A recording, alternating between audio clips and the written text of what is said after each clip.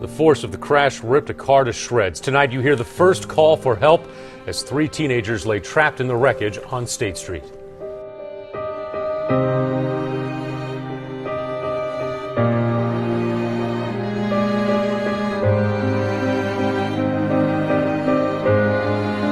Crash on I-40 last week paints a graphic picture of the immediate aftermath. News 13's Amanda Goodman is live in the Newsplex with the tape.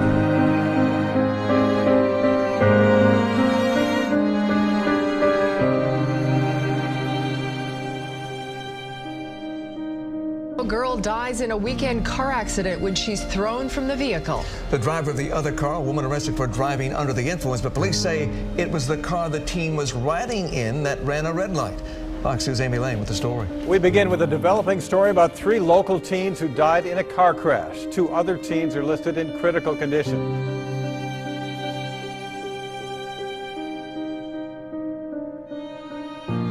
That breaking news is out of Milwaukee. A pedestrian dies after being hit by a vehicle. Emergency crews are at the scene right now. My friend just crashed!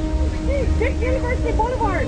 I mean, please! It's 3 people in the car. They are moving. We need emergency right now.